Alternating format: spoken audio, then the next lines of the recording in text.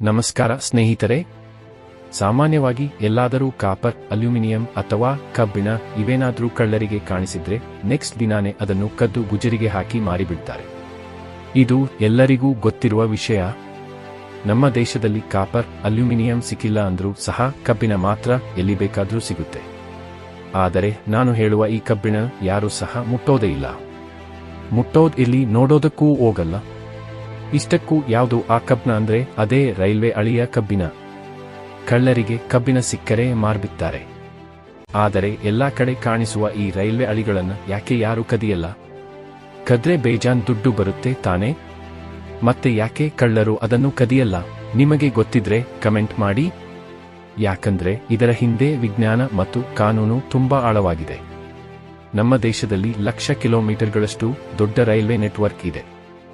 ಲಕ್ಷಾಂತರ ಟನ್ ಕಬ್ಬಿಣ ಹಳಿಗಳ ರೂಪದಲ್ಲಿ ಇದೆ. ಕಾಡು, ಬೆಟ್ಟ, ಗುಡ್ಡ, ನಿರ್ಜನ ಪ್ರದೇಶ, ಹಳ್ಳಿಗಳಲ್ಲಿ, ಸಿಟಿ ಹೊರವಲಯದಲ್ಲಿ ಈ ರೈಲ್ವೆ ಹಳಿಗಳು ಹಾದು ಹೋಗುತ್ತದೆ.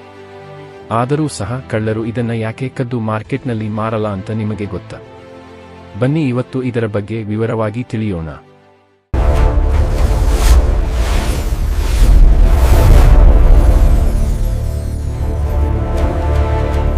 ಕಳ್ಳರು ದೇವಸ್ಥಾನದ ಹುಂಡಿ ಗಂಟೆನೇ ಬಿಡಲ್ಲ, ಕದ್ದು ಮಾರಾಕ್ತಾರೆ. ಆದರೆ ಸಾವಿರಾರು ಕಿಲೋಮೀಟರ್ವರೆಗೆ ಹಾದು ಹೋಗಿರುವ ಈ ಕಬ್ಬಿಣನ ಯಾಕೆ ಕಳ್ಳರು ಕದಿಯುವುದಿಲ್ಲ? ಇದಕ್ಕೆ ಮೊದಲ ಕಾರಣವೇ ಹಳಿಗಳನ್ನ ಆ ಒಂದು ವಸ್ತುವನ್ನು ಬಳಸಿ ಮಾಡುತ್ತಾರೆ. ರೈಲ್ವೆ ಟ್ರ್ಯಾಕ್ ಕಬ್ಬಿಣನ ಸಾಮಾನ್ಯ ಕಬ್ಬಿಣದಿಂದ ಮಾಡೋಲ್ಲ. ಬದಲಾಗಿ ಇದರಲ್ಲಿ ಹಾರ್ಡ್ ಫೀಲ್ಡ್ ಮ್ಯಾಂಗನೀಸ್ ಸ್ಟೀಲ್ ಅನ್ನು ಬಳಸಲಾಗುತ್ತೆ. ಇದರಲ್ಲಿ ಸುಮಾರು 12ರಷ್ಟು ಮ್ಯಾಂಗನೀಸ್ ಮತ್ತು 1.2ರಷ್ಟು ಕಾರ್ಬನ್ ಇರುತ್ತೆ. ಇದೇ ಕಾರಣದಿಂದಲೇ ಸಾಮಾನ್ಯ ಉಪಕರಣಗಳಿಂದ ಈ ರೈಲ್ವೆ ಹಳಿಗಳನ್ನು ಕತ್ತರಿಸಲು ಸಾಧ್ಯವಿಲ್ಲ. ಕಟಿಂಗ್ ಮಷೀನ್, ಗ್ಯಾಸ್ ಇವು ಯಾವುದರಿಂದಲೂ ಸಹ ಇದನ್ನು ಕತ್ತರಿಸಲು ಸಾಧ್ಯವಿಲ್ಲ. ಇದರಿಂದಲೇ ನಾವು ತಿಳಿಯಬಹುದು ರೈಲ್ವೆ ಟ್ರ್ಯಾಕ್ಗಳು ಎಷ್ಟು ಗಟ್ಟಿಮುಟ್ಟಾಗಿರುತ್ತೆ ಅಂತ. ಇನ್ನು ಹಾಗೋ ಈಗೋ ಮಾಡಿ ರೈಲ್ವೆ ಹಳಿಯ ಒಂದು ಭಾಗವನ್ನು ಕಟ್ ಮಾಡಿದ್ರೂ ಸಹ ಅದನ್ನು ಮಾರೋದಕ್ಕೂ ಆಗಲ್ಲ. ಯಾವ ಗುಜರಿ ಅಂಗಡಿಯವರು ಸಹ ತಗೊಳ್ಳಲ್ಲ. ಏಕೆಂದರೆ ಅದನ್ನು ಕರಗಿಸುವುದು ಅಷ್ಟು ಸುಲಭದ ಮಾತಲ್ಲ. ಯಾಕಂದ್ರೆ ಇದನ್ನ ಕರಗಿಸಬೇಕಾದರೆ ಸುಮಾರು 1500 ಡಿಗ್ರಿ ಸೆಲ್ಸಿಯಸ್ನಷ್ಟು ಹೆಚ್ಚಿನ ತಾಪಮಾನ ಇರುವ ಕುಲುಮೆ ಬೇಕಾಗುತ್ತದೆ. ಅಂತಹ ಕುಲುಮೆ ಸಾಮಾನ್ಯ ಗುಜರಿ ಅಂಗಡಿಯವರ ಬಳಿ ಇರುವುದಿಲ್ಲ. ಇಂತಹ ಕುಲುಮೆಗಳು ಕೇವಲ ದೊಡ್ಡ ದೊಡ್ಡ ಫ್ಯಾಕ್ಟರಿಗಳಲ್ಲಿ ಮಾತ್ರ ಇರುತ್ತೆ. ಅದು ಸಹ 100ರಲ್ಲಿ 1 ಫ್ಯಾಕ್ಟರಿಯಲ್ಲಿ ಮಾತ್ರ ಇಂತಹ ಭಾರಿ ದೊಡ್ಡ ತಾಪಮಾನ ಇರುವ ಕುಲುಮೆ ಇರುತ್ತೆ. ಇನ್ನು ಯಾವುದೇ ಗುಜರಿ ಅಂಗಡಿಯವರು ಆದರೂ ಸಹ ರೈಲ್ವೆ ಹಳಿಯ ಸಣ್ಣ ಸಣ್ಣ ಪೀಸ್ಗಳನ್ನು ತೆಗೆದುಕೊಳ್ಳುವುದಿಲ್ಲ.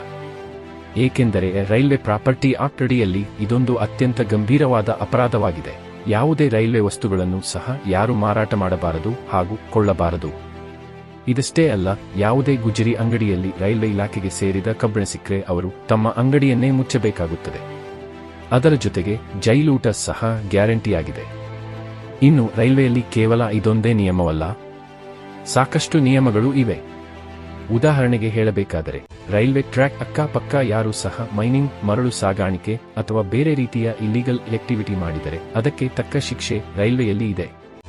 ಹಾಗಾಗಿಯೇ ಎಲ್ಲರೂ ಸಹ ರೈಲ್ವೆ ಪ್ರಾಪರ್ಟಿಯನ್ನು ಮುಟ್ಟಲು ಹೆದರುತ್ತಾರೆ. ಇನ್ನು ರೈಲ್ವೆಯ ಒಂದು ಹಳಿ ಬಂದು ಸುಮಾರು ಮೀಟರ್ ಉದ್ದ ಹಾಗೂ ಕೆಜಿಗಟ್ಟಲೆ ತೂಕ ಇರುತ್ತದೆ. ಹೀಗಾಗಿ ಕಳ್ಳರು ಹಳಿಯನ್ನು ಕಟ್ ಮಾಡಿದ್ರೂ ಸಹ ಅದನ್ನು ಸಾಗಿಸಲು ಆಗುವುದಿಲ್ಲ.